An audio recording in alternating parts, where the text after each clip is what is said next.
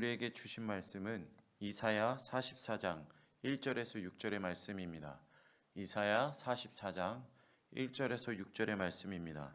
하나님의 말씀을 봉독할 때 하나님의 음성을 들으시기 바랍니다. 나의 종 야곱, 내가 택한 이스라엘아, 이제 들으라.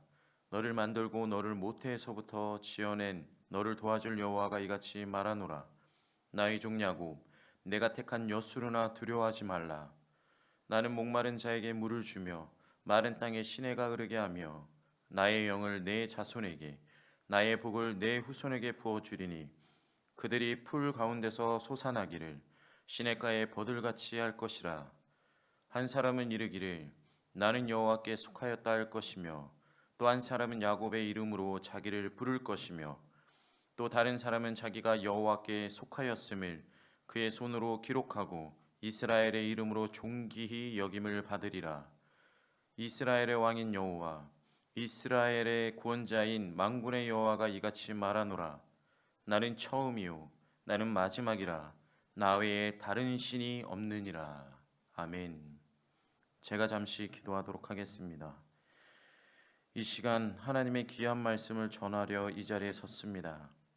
말씀을 바르게 전할 수 있도록 인도해 주시고 나의 입술과 나의 마음이 성령의 충만함과 이끄심으로 온전히 주님께 집중하며 나아가는 귀한 시간이 되게 하여 주시옵소서. 말씀을 듣는 모든 분들에게 깨닫는 은혜와 듣는 은혜를 내려주시고 말씀을 통하여 다시 한번 새 힘 얻는 귀한 시간이 되게 하여 주시옵소서. 예수님의 이름으로 기도드립니다. 아멘. 오늘 말씀의 제목처럼 부어주시는 하나님의 은혜를 우리가 누리며 살기 위해서는 어떻게 해야 하는지 그 첫 번째 방법을 알아보도록 하겠습니다. 첫 번째 메시지는 이것입니다. 야곱에서 이스라엘로 변화되어야 합니다. 야곱에서 이스라엘로 변화되어야 합니다. 본문 1절의 말씀을 다시 한번 읽겠습니다. 나의 종 야곱, 내가 택한 이스라엘아, 이제 들으라. 아멘. 여기서 야곱과 이스라엘은 모두 이스라엘의 시조인 야곱의 이름으로 본문에서는 야곱의 자손들인 이스라엘 백성들을 가리킵니다. 이 같은 사실만 생각하면 이스라엘 백성들은 야곱과 이스라엘로 부르는 것은 의미상 큰 차이가 없어 보입니다. 그러나 호칭의 대상만이 아니라 그 이면의 의미를 들여다본다면 야곱과 이스라엘이라는 이름 사이에는 엄청난 차이가 있습니다. 야곱이란 이름은 이스라엘 조상인 야곱이 변화되기 이전에 그의 성품을 나타내는 대변하는 이름이었습니다. 야곱이라는 이름의 뜻은 다들 아시겠지만 발 뒤꿈치를 잡다라는 뜻입니다. 이는 야곱이 어미의 뱃속에서 나올 때에 쌍둥이 형인 에서의 발 뒤꿈치를 잡고 나온 데서 붙여진 이름입니다. 그가 형 에서의 발 뒤꿈치를 잡고 나왔다는 것은 어미의 뱃속에서 있을 때부터 장자로 태어나기를 열망하였고 그것을 자신의 힘과 의지로 이루려고 하였다는 것을 반영하는 것입니다. 일찍이 하나님은 에서와 야곱이 리브가의 뱃속에 잉태되었을 때에 창세기 25장 23절에 이같이 말씀하고 계십니다. 여호와께서 그에게 이르시되 두 국민이 내 태중에 있구나. 두 민족이 내 복중에서부터 나누이리라. 이 족속이 저 족속보다 강하겠고 큰 자가 어린 자를 섬기리라 하셨더라. 아멘. 즉 야곱은 하나님의 방법과 그 뜻을 쫓았어도 위의 말씀과 같은 축복을 누리게 되었을 것입니다. 그런데 그는 어미의 뱃속에서부터 자신의 의지와 힘으로 그것을 이루고자 하였고 형보다 큰 자가 되기 위한 야곱의 야망은 태어나서도 그대로 이어졌습니다. 결국 팥죽 한 그릇과 그리고 눈이 어두웠던 이삭의 상황 그리고 야곱의 거짓된 행동을 통하여서 장자의 축복을 받게 됩니다.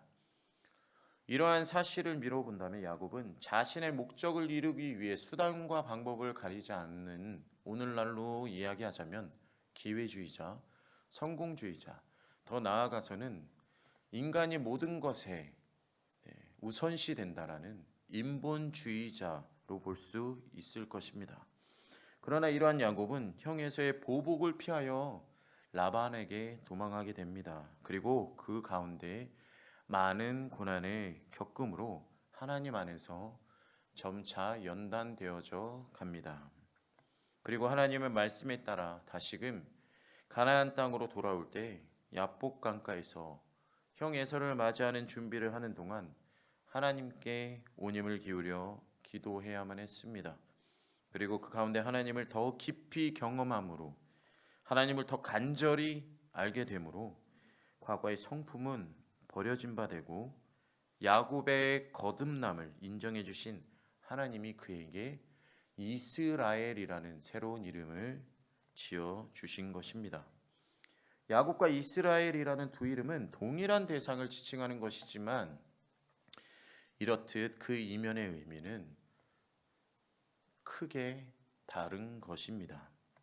오늘 본문 1절에 하나님께서 이스라엘 백성들에게 대하여 야곱과 이스라엘로 번갈아 부르신 것은 어쩌면 이러한 사실을 염두에 두고 그들이 지금 가지고 있는 야곱의 성품에서 하나님을 만나고 거듭난 이스라엘의 성품으로 변화되기를 바라는 마음을 나타내신 것이라 할 수 있습니다.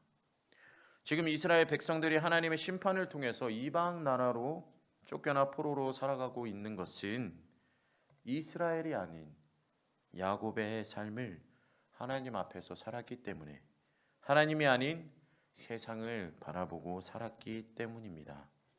사랑하는 성도 여러분, 우리도 이것을 기억해야 합니다. 세상이 아닌 하나님을 바라보고 살아야 합니다. 야곱이 아닌 하나님을 만나 거듭난 자였던 이스라엘로 살기 위하여 힘써 발버둥 쳐야 하는 것입니다. 처음부터 하나님만을 붙들고 의지하고 죄 없이 허물 없이 완전한 삶을 살아내는 자는 없을 것입니다. 그리고 어쩌면 죄의 종로를 타던 우리의 삶을 돌아본다면 이것이 당연한 사실일 것입니다. 그러나 우리가 하나님을 만나고 경험하고 그분을 바라본다면 오늘 말씀의 제목과 같이 부어주시는 하나님의 은혜를 통해서 우리의 믿음과 성품은 야곱에서 점차 이스라엘로 변화될 것입니다. 그리고 성화의 과정을 거쳐 우리는 참으로 하나님의 구원에 합당한 자로 우뚝 서게 될 것입니다. 무엇보다 궁극적으로 우리를 구원하시며 돌보시고 이끄시는 하나님께 영광을 돌리는 아름다운 삶을 살게 될 것입니다. 오늘 말씀의 두 번째 메시지입니다. 오직 성령의 충만함으로 덧입음을 받아야 합니다. 오직 성령의 충만함으로 덧입음을 받아야 합니다. 부어주시는 하나님의 은혜를 경험하고자 한다면 우리는 오직 성령의 충만함으로 덧입음을 받아야 합니다. 오늘 본문 3절과 4절을 읽도록 하겠습니다. 나는 목마른 자에게 물을 주며 마른 땅에 시내가 흐르게 하며 나의 영을 내 자손에게 나의 복을 내 후손에게 부어주리니 그들이 풀 가운데서 솟아나기를 시냇가에 버들같이 할 것이라. 아멘. 위 말씀은 이스라엘의 회복과 번성에 대한 예언이라고 할 수 있습니다. 말씀 속 목마른 자, 마른 땅은 나라를 잃고 이방의 포로가 되어 아무런 소망도 가질 수 없었던 이스라엘 백성을 상징합니다. 실제적으로 이스라엘 백성들의 상황은 사막을 가다가 물이 없어 갈증으로 인하여 탈진한 사람과 같았으며 오랫동안 비가 내리지 않아 완전히 말라 굳은 땅과 같았습니다. 왜 그렇게 되었습니까?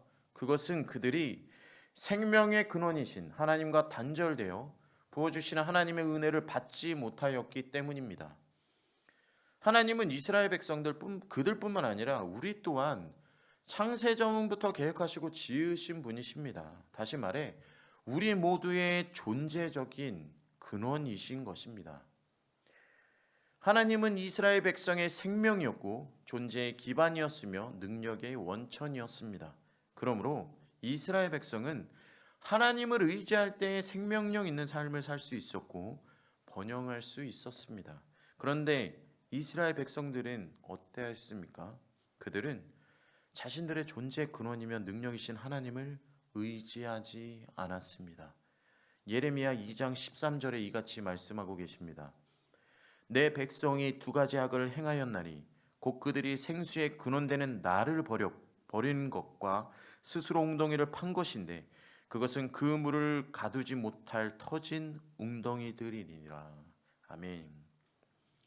말씀처럼 생수의 근원 되시는 하나님을 버리고 오히려 세상을 택하여 그 스스로를 과신하고 자신의 능력을 과대평가하여 교만함과 자만심으로 터진 웅덩이를 파는 어리석음을 그들은 범하였습니다. 하나님 앞에서 죄악된 길을 걸었던 것입니다. 그 결과 오늘 말하는 목마른 자와 마른 땅과 같이 된 것입니다.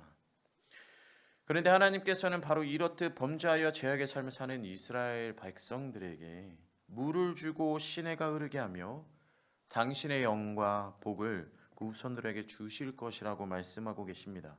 여기서 물신의 나의 영, 나의 복이란 이스라엘을 회복케 하는 하나님의 은혜를 상징합니다.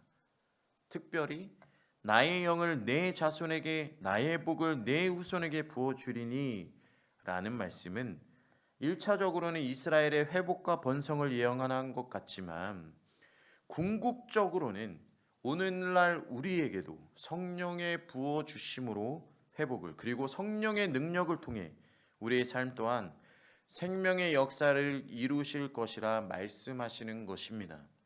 성도 여러분, 성령의 충만함이, 성령의 덧입음이 있기 전에는 우리는 이스라엘 백성들과 같이 목마른 자이며 메마른 땅과 같습니다. 영혼은 타는 갈증으로 곤비하고 공고하여 죽는 것과 같고 우리의 삶은 생명도 소망도 희망도 없는 인생이 될 것입니다. 그러나 부어주시는 하나님의 은혜로 성령이 우리 안에 부어질 때, 우리 안에 충만할 때 우리는 다시금 생명력을 가질 수 있으며 갈증으로 허덕이던 우리의 삶이, 우리의 영이 다시 소생의 힘을 얻으며 마른 땅에 물을 풍성하게 공급하면 다시 생명을 낼 수 있듯이 죄로 인하여 죽었었던 우리의 영혼이 그리스도 안에서 성령이 부어짐으로 다시금 열매를 맺고 소망과 희망을 품는 옥토와 같은, 젖과 꿀이 흐르는 땅과 같은 그러한 우리가 될 것입니다. 여러분, 성령의 덧입음을 받으셔야 합니다. 성령의 충만함을 받으셔야 합니다. 하나님이 부어주시는 성령께서 생명의 원천이시며 우리의 성장과 성숙과 열매 맺는 삶을 가능케 하시는 원천이기 때문입니다. 그렇습니다. 모든 하나님의 사람들은 성령을 통해서만 생명력을 가질 수 있습니다. 성령을 의지하는 교회, 성령의 능력을 힘입는 성도, 성령의 역사를 체험하며 사는 여러분들이 되시길 축복합니다. 하나님께서는 당신과 연합함으로 이스라엘을 구원하시고 생명의 길로 인도하셨습니다. 오늘날 우리에게도 당신의 거룩한 영을 부어주셔서 구원의 삶, 생명의 삶을 살아가도록 우리를 인도하고 계십니다. 부어주시는 성령으로 덧입음 받으십시오. 성령의 능력을 누리며 사십시오. 이로 인해 축복되고 은혜로운, 그리고 생명이 흘러넘치는 삶을 사는 모든 성도님들이 되시길 소망합니다. 마지막 세 번째 메시지입니다. 하나님께 속한 자임을 당당히 고백할 수 있어야 합니다. 하나님께 속한 자임을 당당히 고백할 수 있어야 합니다. 5절 말씀입니다. 한 사람은 이르기를 나는 여호와께 속하였다 할 것이며 또 한 사람은 야곱의 이름으로 자기를 부를 것이며 또 다른 사람은 자기가 여호와께 속하였음을 그의 손으로 기록하고 이스라엘의 이름으로 존귀 여김을 받으리라. 아멘. 말씀을 보면 어떤 사람은 여호와께 속하였다 할 것이며 어떤 사람은 야곱의 이름으로 자신을 부를 것이며 또 어떤 사람은 자기가 여호와께 속하였음을 자신의 손으로 기록할 것이라고 말합니다. 이것은 하나님의 회복의 역사에 동참한 자들이 하나님을 섬기며 자신이 하나님께 속한 자임을, 하나님의 진정한 백성임을 당당하게 고백할 것이라는 것을 예언한 것입니다. 특히 본문에서 자기가 여호와께 속하였음을 자신의 손으로 기록한다는 것은 하나님을 섬기는 자들이 자신들의 마음판에 하나님의 이름을 새기고 하나님의 종으로 살아가게 될 것을 의미하는 표현이라 할 수 있습니다. 이 말씀을 통하여 우리가 깨닫고 행해야 하는 것은 하나님과 교회에 속한 자임을 당당하게 무사람 앞에서 고백할 수 있어야 한다는 것입니다. 세상에 나아가서도 하나님을 믿는 믿음의 고백을 당당히 선포하며 살아야 한다는 것입니다. 물론 하나님께 속한 자란 사실을 선포한다는 것은 지금 세상을 살아가는 우리들에게 쉬운 문제는 아닙니다. 왜냐하면 세상으로부터 오는 핍박에 대한 두려움과 불안함, 그리고 불이익을 당할 수 있다라는 잘못된 인식이 우리 안에 자리 잡고 있기 때문입니다. 그러나 여러분, 우리가 하나님의 자녀라는 것은 결코 부끄러워하거나 감추어서도 나의 이익에 대한 손익계산을 통해 세상의 가치관에 휩쓸려 부인해서는 안 되는 일입니다. 부끄러운 것, 두려운 것이기보단 당당한 것, 떳떳한 것, 의로운 것, 영광스러운 것이기 때문입니다. 사랑하는 성도 여러분, 하나님은 우리를 전능하신 능력으로 지켜 보호하십니다. 그리고 부어주시는 은혜로 말미암아 오늘을 그리고 내일을 생명의 삶으로 살아낼 힘을 더해 주십니다. 당당히 세상을 향하여 당신의 백성됨을, 하나님께 속한 자임을 선언하고 선포하며 살아가는 우리에게 하나님께서는 더욱 우리를 영화롭게 평안 가운데 그리고 은혜 가운데 살도록 인도하실 것입니다. 말씀 두 곳을 읽고 말씀을 마치려고 합니다. 마태복음 10장 32절에서 33절과 디모데후서 1장 8절의 말씀입니다. 함께 한 목소리로 봉독하도록 하겠습니다. 32절입니다. 누구든지 사람 앞에서 나를 시인하면 나도 하늘에 계신 내 아버지 앞에서 그를 시인할 것이요, 누구든지 사람 앞에서 나를 부인하면 나도 하늘에 계신 내 아버지 앞에서 그를 부인하리라. 아멘. 계속해서 디모데후서입니다.